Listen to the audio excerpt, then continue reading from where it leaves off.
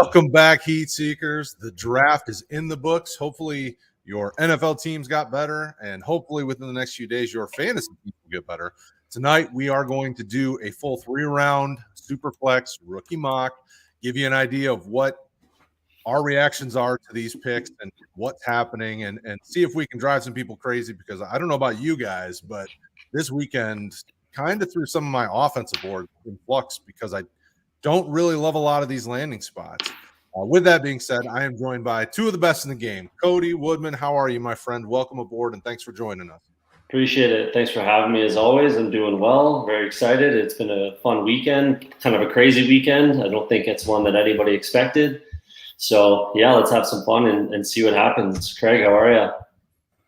I'm doing all right. I'm exhausted. It's fun to stay up late and try to absorb all of this, but by the time I get to the end of day 3, I'm ready for bed. But before that, we're going to have some fun. I know. And with that being said, we're kicking it off. So this draft is going. So let's have at it.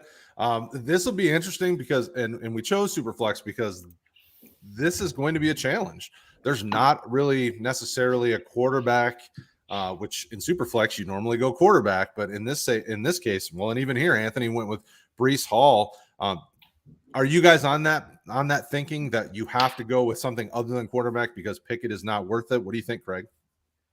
I'm not taking Pickett first overall. He went to a good spot as far as the weapons that he has around him. That offensive line still needs some help, and we kind of saw what the general feeling of these quarterbacks was with the first one taken with the latest pick since 1997 or something like that. In the age of the quarterbacks, it's just not holding a whole lot of interest for the league, it seems, and I feel the same way about Pickett. He's fine. I think he'll do all right, but I don't see him as anything special, and I'd rather take a chance on one of these position players that I think could be special. What about you, Cody? What do you think about that? Yeah, I'd be very tempted to put Desmond Ridder ahead of Pickett, just as far as I love the weapons that with obviously Kyle Pitts, Drake London comes in, the offensive line is better. It's an offensive-minded coach. The rushing ability for Desmond Ridder, I expect him to probably win that job. I guess that if you're sitting right this second, this draft that we're doing, maybe I'm not going that far. But, realistically, I give Desmond Ridder just as good, if not better, of a chance to win that job as Kenny Pickett in Pittsburgh. So, yeah, that's probably what I go with. If, gun to my head right this second, we'll see how the summer unfolds. But I'm probably taking a harder look at Desmond Ridder just because of that rushing upside, and the offensive line is a little better. So, well, and when you look at where the quarterbacks win, I mean, you could make the case that Sam Howell could beat out Carson Wentz at some point, because we know what we get with Carson Wentz. Ridder could potentially beat out a Mariota type, depending on how they fit. Although Mariota has history with Arthur Smith, so I'm not going to necessarily, put that in stone or anything. But there's a lot of question marks, and I don't necessarily know that I love Pickett in Pittsburgh. I don't hate it either. I mean, he could definitely beat out Trubisky. So there's a lot of, there's just a lot of question marks. And what happens with Baker, with any of these other quarterbacks? Think about Carolina taking Matt Corral. Does that make Darnold available? There's just so many, question marks that I don't think it's going to help fantasy drafts. That's for sure. People are not going to be jumping on these quarterbacks just because they might be able to. Why not take a sure thing at receiver or running back? Look at these running back spots. There's some juicy spots. Craig, what do you think about some of these other landing spots? Do you think some of these third, fourth, fifth round running backs pushed up the board with where they landed? They certainly could, given what we saw from the lackluster quarterback class. What were there, like 8 quarterbacks drafted total, which seems like a crazy low number for the draft. And then, some of them, like I think the 4th or 5th quarterback taken is going to be a backup to Mac Jones if they make the team. So, that's where you're running into some of these situations. I looked at a guy like Damon Pierce that went to the Titans, who could end up winning that job and taking over that backfield. He's a guy that I think you're going to see moving up a lot of people's draft boards, because I think a lot of people saw him as sort of a sleeper potential. But if he ends up taking that job, he could be a great value at the end of the first round or something. Even Texans. Yep, over to the Texans. Yep. Yeah, not the Titans. Hassan Haskins went to the Titans, but Texans, yeah, that's obviously the landing spot I'm sure you had in your head when you're saying that. That's definitely the spot that I think pretty much everybody had circled for running back. I would imagine that they would keep an eye on who they drafted. I thought it was going to be Isaiah Spiller, considering the connection. Texas A&M, Kenyon Green goes earlier in the draft to that team. So that's what I expected. But yeah, Dameon Pierce might be that guy. And if I'm being perfectly honest, unless I get sniped right here, that's probably the guy that I'm going to take at the 110. Yeah. Yeah. Well, and it's funny, while the draft's going out, I kind of work up boards just on paper, just to kind of see where I've got guys at and what I think about spots. And Dameon Pierce, I have at the, like the 112-ish. And I was even arguing myself into having him up even higher just because of where some of these other guys went. I mean, like Jahan Dotson. I mean, obviously I'm thinking about Jahan Dotson in a Washington offense with Carson Wentz under center, but if he's in a Washington offense with like a Sam Howell under center, I think I feel a little more comfortable because I've seen Sam Howell use multiple good receivers. I mean, obviously last year was rough at UNC, but with a solid offense, with solid offensive line, like, okay, I could work myself into Jahan Dotson as a first-round pick. But Dameon Pierce, I'm like, if he gets the workload there, I mean, Lovey loves to run the ball. I mean, that's a great spot. I mean, what's he got to beat out? Marlon Mack, I think Rex Burkhead. I mean, there's not a ton of guys that he couldn't beat out to get that spot. And I mean, it's a surprise. It'll be interesting to see where people take some of these other guys. Think about Zamir White going to Las Vegas with them not re-signing, Josh Jacobs. He's playing on the last year of his deal. Does Zamir White become an intriguing piece long-term for them? Or, Brian Robinson in Washington, because he's a bigger, more physical back than, Antonio Gibson. I mean, I know Antonio Gibson truthers are probably screaming at the moon about it, but a lot of things happen that make you go, okay, maybe some of these guys that got drafted in third, fourth, fifth round are more valuable than second, third round guys, or early second, third round guys. Yeah, there's a lot of people that are the draft capital truthers that will take guys because of their draft capital over, landing spot talent, or well, I guess talent and draft capital usually go hand in hand, but they'll take them over the landing spot. And this might be one of those, this might be the year where you kind of throw that out of the, you don't want to do. No, well, Austin auto pick, so I got to get on him, that goofball. But this might be one of those years that, you kind of throw that out the window a little bit and you look more towards landing spot. And obviously draft capital is something to keep an eye on and think about for sure. But especially with running backs, like what did Dameon Pierce go, fourth round, I believe, right? So, yep. Right, that's reasonable draft capital for a running back. I think most people would agree. I don't think we'll see first round running backs, maybe next year, actually, 2 years when Robinson comes out, maybe Trayvon Henderson, but it's not going to happen a ton where a first round running back goes. Even Breece Hall, people are calling him, Jonathan Taylor 2.0, which was a little silly in my opinion, but here we are. Right. And he doesn't even get first round capital. So I think this is a year you got to try to maybe think outside the box a little bit, think about landing spot and opportunity a little more than you usually would. What do you think, Craig? Yeah, I think the other thing that people really need to just sort of get in their heads a little bit more is, by and large, the days of those workhorse running backs are just gone anyway. You have to see where that running back fits into that team that they're on. Are they going to be sort of the two-down guy with losing the passing game role? Are they a guy that's probably going to come in and maybe have that passing game role, like potentially James Cook in Buffalo, where he's probably not going to be a three-down guy, but in that offense, how do you feel about him being the third down back in the PPR league? Probably pretty good if he does end up winning that out, even if it's next year and just, has a small role this year. So how far down the road are you thinking? And then what do you project that role to be? Because you just can't assume that someone's going to be a three-down back anymore. Yeah, that's something that I was doing a lot of in best ball drafts in the big boards before the draft obviously happened. Is I'm ridiculously exposed to James Cook just because outside of Breece Hall and then Kenneth Walker, for me, the number 3 target in those drafts for a rookie was James Cook, just because, like you said, that's a guy that I was pretty much saying he will have a role with whatever team that drafts him. He will have a role. He will get touches this year. That I can almost guarantee. For most of these other guys, that's not going to be the case. Again, outside of Breece Hall and Kenneth Walker. So my exposure to James Cook is through the roof.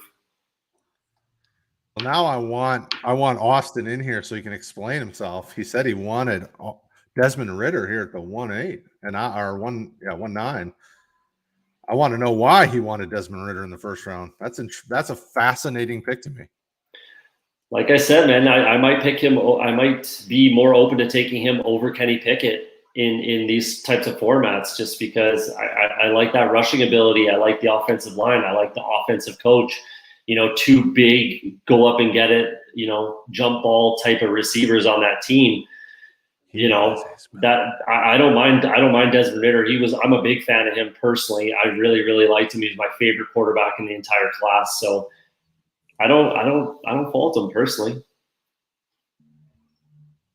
All right.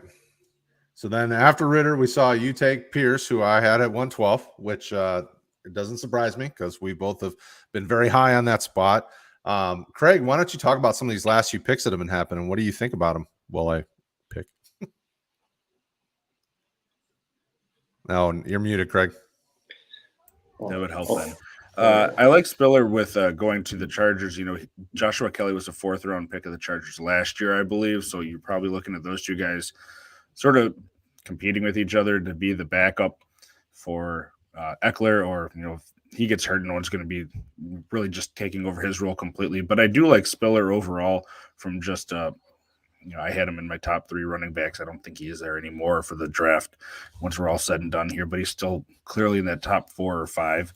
And you're just taking him as a backup and, seeing down the road, what's going to happen with Austin Eckler there. But if he ends up in a situation where he's hurt and he can step into it, do you believe in handcuffs? Do you believe in taking other people's handcuffs? That sort of thing. You just can't count on a lot of production from him right away. Brad, Christian Watson, not taking a Lion and taking a Packer here. Does that hurt you at all? Well, it always hurts me. But when you're looking at Aaron Rodgers not having any good receivers, and then he gets a guy like Christian Watson, I'm like, as long as they can get on the same page, I mean, Watson could be, a wide receiver, high-end wide receiver too. I mean, easily. I mean, think about the production that left when they traded Devonta Adams, and all they had left before the draft was, Randall Cobb and Al Mazard and the ghost of Sammy Watkins. It's like Christian Watson could be his number 1 at some point during this year. And all else they did was they added Romeo Doubs. I mean, you can tell they're trying to build a young receiver core. I mean, as much as it pains me to pick Packers, I mean, you got to go where the fantasy production is. And Watson has a chance to have a ton of that with Aaron Rodgers. Cody, what do you think about some of these picks that have been happening? So obviously I went Jahan Dotson at the 2-1 because I love the player. I mean, I don't like Carson Wentz that much as a guy delivering the ball, but I like Jahan Dotson. But then we see Matt Corral go, Alec Pierce. You took him. What do you think about some of these picks here? Yeah, I like the Christian Watson. I think at the very least you're getting MVS right away. I think you're getting probably 600 yards, 600 to 700 yards. Some deep splash plays with touchdowns. That was my comp for Christian Watson was MVS. I think that they're kind of spitting images of each other. So I think that that's a quality grab right there this late. There's potential that some people would take him, inside the top 5. I feel like, especially not in the Superflex format, but. Jahan Dotson's a weird one. I think we talked about it before we came on. It was a little bit of a reach. We both felt like at 15th overall in the NFL draft. Mm-hmm. I feel like they could have traded back and still got him, or another similar Sky Moore. As I think they're fairly interchangeable. So I don't know about the pick in just the NFL draft sense, but in this format, you're all right. You're at the 12-13. So first round draft capital. You gotta bank on that. You gotta bank on him getting an opportunity. You don't know about Curtis Samuel. He obviously wasn't healthy at all last year. So maybe I don't know if he's going to play in the slot or the outside. I think he probably ends up playing in the outside and Curtis Samuel ends up in the slot. I would think that Jahan Dotson would be a better slot receiver at the NFL level. That's what I thought coming in, but here we are. And then Alec Pierce, that's a guy that I think is going to move up these boards, definitely outside of Superflex formats for sure, but even in Superflex, just out of opportunity, Matt Ryan comes in, they have a good offensive line there. Michael Pittman's the only other real option in that offense. I think Alec Pierce can come in right away, and I think he can push for a 1,000-yard season. And big body guy, tall, fast. Size, speed guys always will have my heart. So I'm okay with taking him this late. That's for sure. Well, and you're giving Matt Ryan a good offensive line, better than he's probably had in some time in Atlanta. You're giving him a good offensive line. They loaded up on tight ends, so you've got a tight end for him. Even if you're not a Mo Alley Cox guy, they grabbed a couple, Jelani Woods, and then a later round kid off the top of my head, I'm forgetting his name. And then you've got now a few receivers for him to work with Pittman, Pierce, and then however else they want to go. Bryce is in there and messing with us. So I like the landing spot. Brad, it doesn't actually matter, but you always confuse the heck out of me when you make these rookie draft snake draft.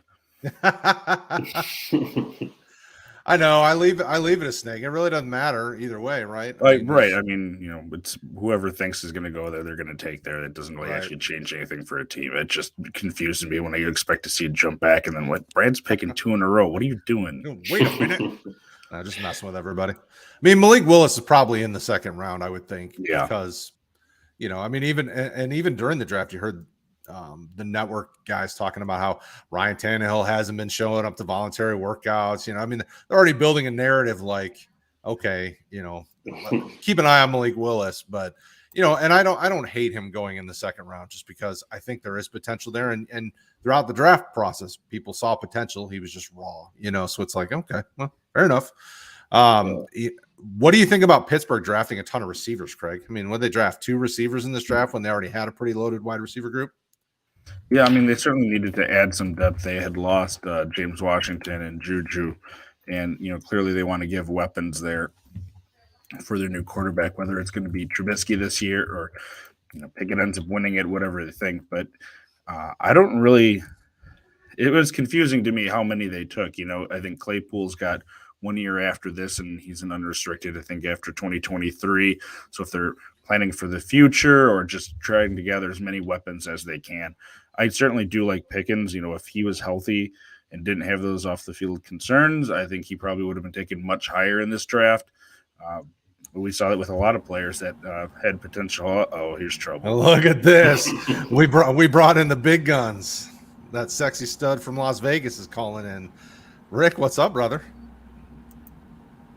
He can't even hear us, so it doesn't matter. He's all looks. But anyway, yeah, I do like Pickens there a lot, and I think they're putting their new quarterback, probably going to be Pickett next year anyway, in a position to succeed. They just got to get that offensive line right, and they didn't do it this year, so I do have concerns just about Pickett this year, probably not putting him behind that, and maybe they're looking to fix that in the offseason next year in the draft, more so next year when they have him starting, and maybe let Trubisky take a beating. I don't really know. But overall, I do like that they're going to give their young quarterback weapons to succeed. Yeah, they definitely – that offensive line needs some help still. I don't hate it. I don't hate it at all. Cody, what do you think about multiple wide receivers going to Pittsburgh in this draft? I do think that their offensive line is better than people give them credit. I really do. They're just really, really young, and they needed to play and get that experience. The big question mark will be, is it Dan Moore Jr., their left tackle? Yep. If he does get to the point where he's a serviceable left tackle, then it's better than people think. Their right tackle, or Korwamu, I think is his name, he's not terrible. Dotson at left guard. They're not that bad as long as they do progress to the point where they're serviceable. But I really don't like the fit with George Pickens in Pittsburgh. I really, really don't. That one was really confusing to me. Didn't make a ton of sense. Don't hate the player. I just don't really love the landing spot. And I don't know. I certainly would have taken multiple. That's for sure. They lost Ray McLeod as well. But, and George Pickens is better than both those receivers combined, in my opinion. But I just don't like the fit. I really don't. I wanted Pickens to go to Green Bay, Kansas City, something like that. But it is what it is. We'll see. Yeah, for sure. And we'll see. Rick, what is up, brother? How's it going, man? What's going on, fellas? Welcome on. I know Vegas has been doing you right, except at the tables. How are you, man? Hey, we're having a blast. I got Matt Clayton, longtime RotoHeat fan here in the room with me. we're having a good time. We're losing our butt, but what are you gonna do? It's Vegas. So what do you guys think about the draft? I mean, how are you guys feeling about it? I know you've been down there enjoying the energy of it, but now that things are all said and done, what are some takeaways for you? Well, from a standpoint as a Bears fan, I was pretty upset at first with the first two picks with us not getting a receiver with Sky Moore on the board. Obviously, I think what we found out over the past few days is some of these guys that as a fantasy community we were high on, the NFL wasn't as high on as we were. Um, Especially the quarterbacks, right? Like the way that was just nuts watching, the first round and a quarterback not going until in the 20s, longest since 1997. Some of the other running backs that we thought would be a little bit higher that fell a lot further, and other guys going ahead of them. Some of these wide receivers sneaking ahead of guys that we thought were going to go a little higher, and I don't know how much you guys have touched on because we just got back to the room, um, but yeah, I just think it's just um, another year where we find out that we're as a community we tend to be a little bit higher. Ooh, excuse me, higher on some guys than the actual NFL are, and then it's just trying to dissect that stuff. And I wish I could see this draft. It's pretty small on my phone. Yeah, it's definitely been interesting. So far we've seen a lot of things happen that we really weren't necessarily sure. I mean, like, talking to Austin in the chat, he took Desmond Ridder in the first round, which folks really weren't expecting, I don't think. But then you started to see some of the other quarterbacks go. So Matt Corral went second round, Malik Willis went second round. What's your gut tell you about drafting a quarterback in Superflex this year? I think mostly this year, I was down more on the running backs than the general public was, but I think if you've got guys, you're gonna have to take them. I don't think there's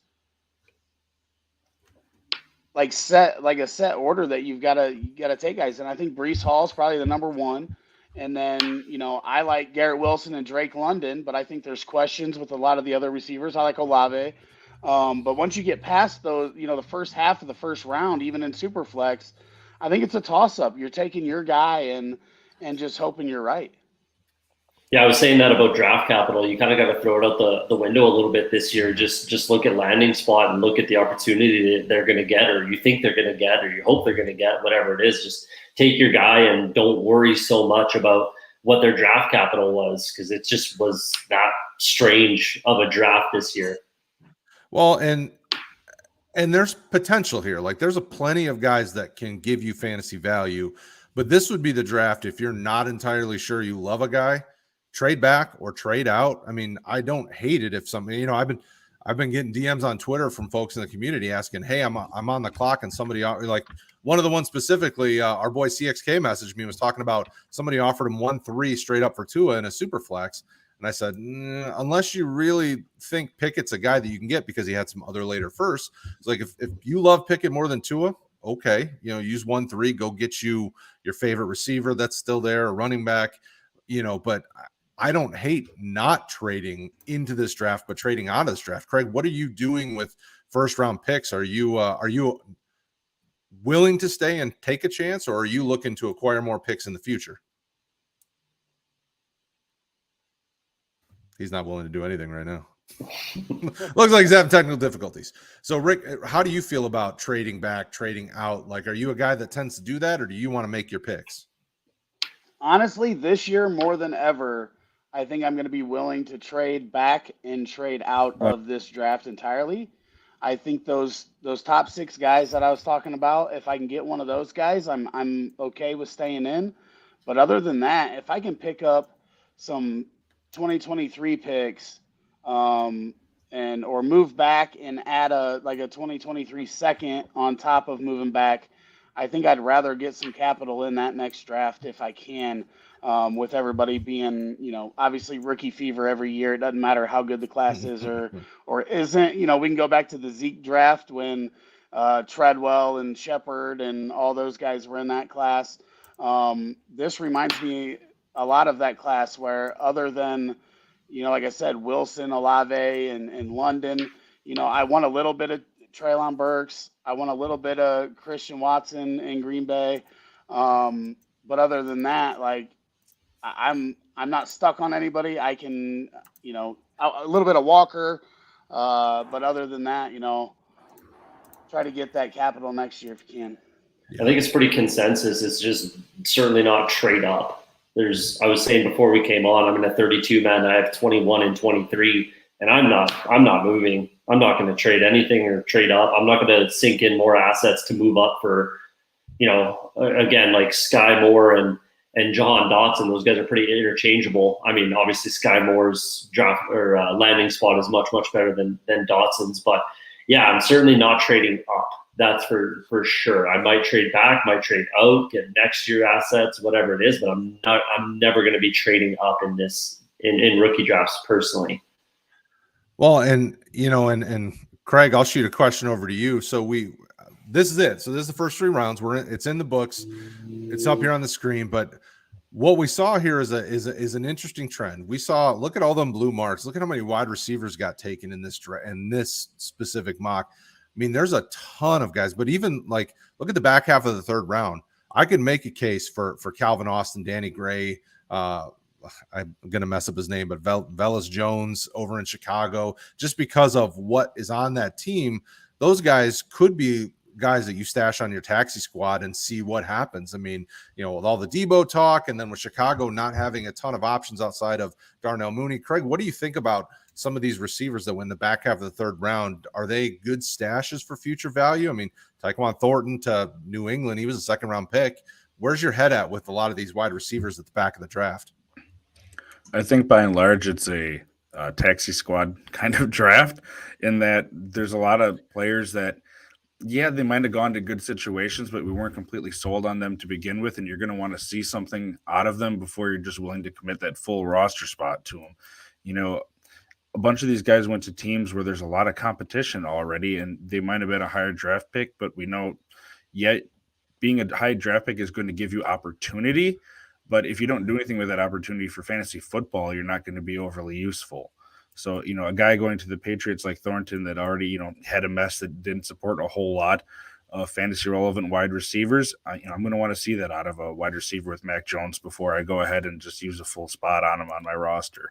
So taxi squads, I think, are going to be great for a lot of these guys.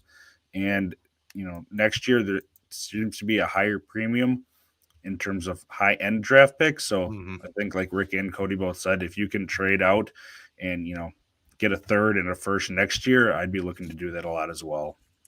Well, and it's fascinating when you think about, I mean, we're talking about New England there, but how many running backs they drafted, and then Tampa Bay drafting another kind of mid-round running back to go with, Fournette and Keyshawn Vaughn. And, obviously they needed to replace Rojo because he's gone. But, Rick, how do you feel about these teams that double dipped on positions, or even Baltimore going out and drafting? I think they took 2 tight ends in this draft to go with Mark Andrews already. What do you make of teams that are doing things like that in this draft for fantasy purposes?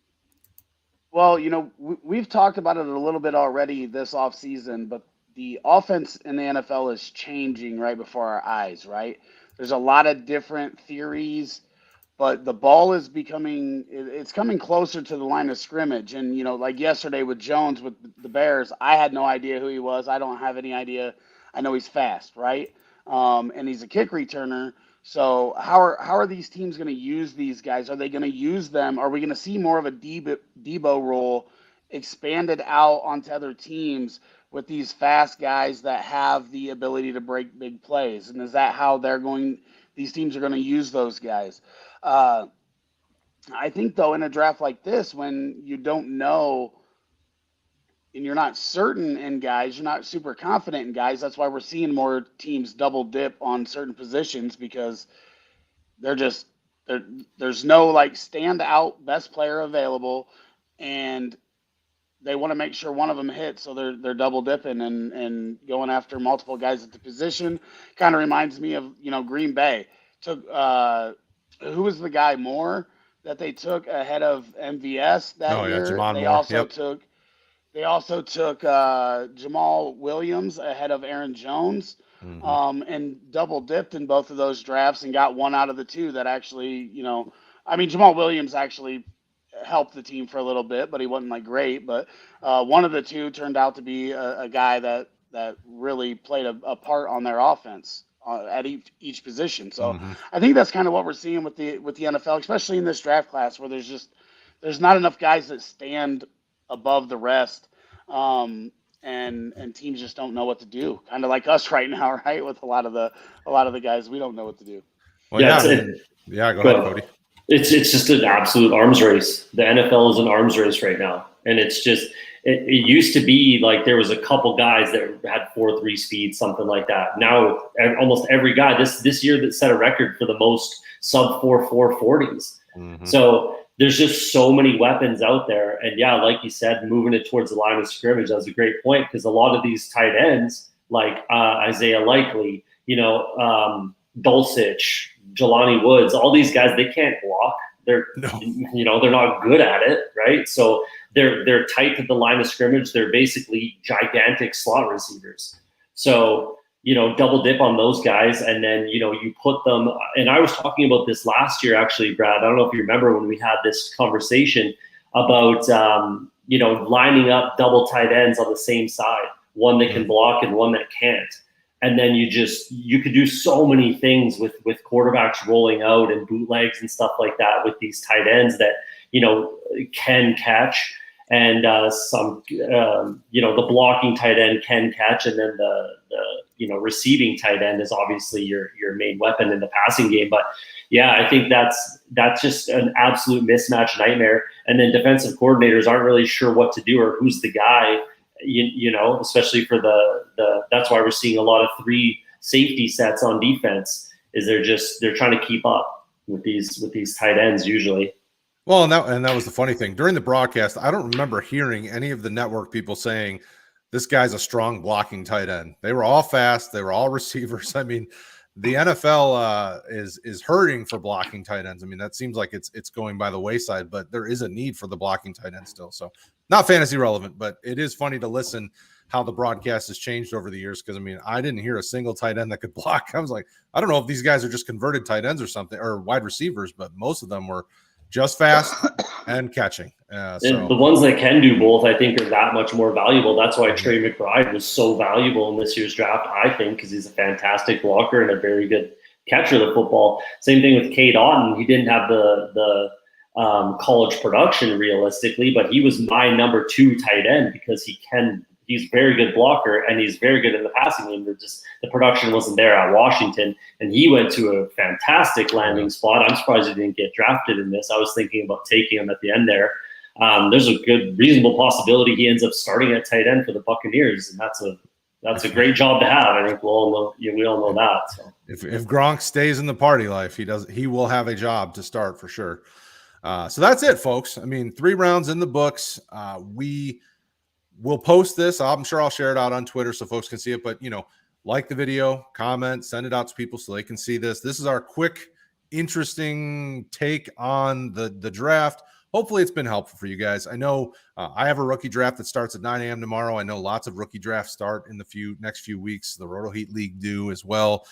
So, this was to help you guys kind of prepare, because I got a lot of messages yesterday and today from people that just don't know what to do with the top few picks. It's crazy this year, but have fun with it. Still enjoy it. Rick, any final thoughts from Vegas? How's things going? And when are we going to have you back in Indiana? I leave tomorrow night at 11:30, and my only thought is that I am too old to stay a full week on the strip anymore. My body is hurting. A lot of walking. I'm in my actual 4th hotel room since we got here because we had 3 of us in another room over at Caesars, and Flamingo said they'd comp me some rooms, so moved over here last night, and it's just been, it's been a blast. It's been fun. I have a lot of other friends from the poker community that I worked with and dealt with a lot that are here, so I got to see some of them, and Matt and I. He's over there passed out. Oh, look at that, sleeping baby. Need to take a nap, but then we got I don't know how it'll look, but here's the Vegas view. Beautiful from this room. Nice Yeah, out looks here, good. not too hot, but yeah, I mean, we went down. We didn't go down. Well, we went down to the draft Thursday night, and I mean, it was hot. It was miserable. There was just people everywhere, so we were like, let's go find another spot to watch it so we can actually enjoy it. So we found a nice little.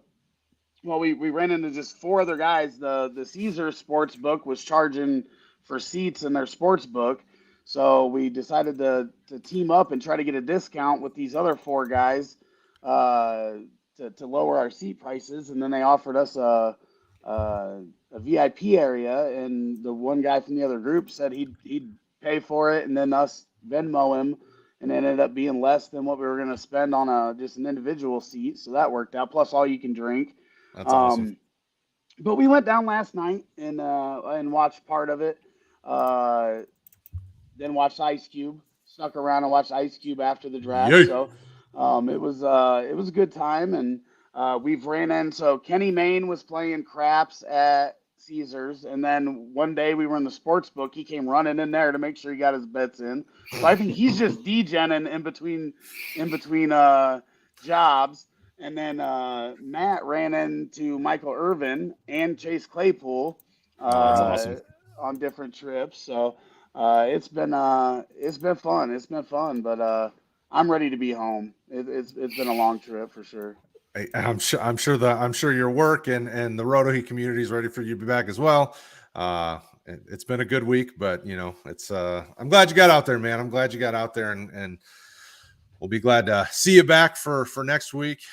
Folks, that's it. I mean, we're back Monday night. We're going to be chopping it up and looking at how bad our guesses were from last week or how good they were. Then Tuesday, we got the Dynasty show. And Thursday, we'll be doing Devy. I mean, we're back to the normal schedule. We'll be talking rookies. Rick, go ahead. No, I don't know exactly when we're starting, if we're going to start this week or if we're going to start next week. It might be a little hard for me this week, but Cody, myself, and Anthony are going to be starting a best ball stream, and we'll have more details on that in the coming days, whether we start this week or next week. Probably be next week just because I don't know what's going to happen when I get back. I don't know what I've missed at work this week and all that, but we've got that coming in the next couple of weeks, so we're looking forward to doing that too. Massive prize pool on Underdog. I think it's 10 million for the best ball mania. So should be good. What I'm hearing is people subscribe to RotoHeat here on YouTube because you're going to be getting some great content. As always, Craig and I provide you with great IDP content. Craig brings the energy, I bring the looks, and we thank you guys for hanging out with us. If you have questions, hit us up on Twitter. Find us on rotoheat.com. Our rankings will be up there. They'll be updating here in about 2 days because we have to update our rankings post-draft. Thank you guys as always. We love y'all. We'll see you later.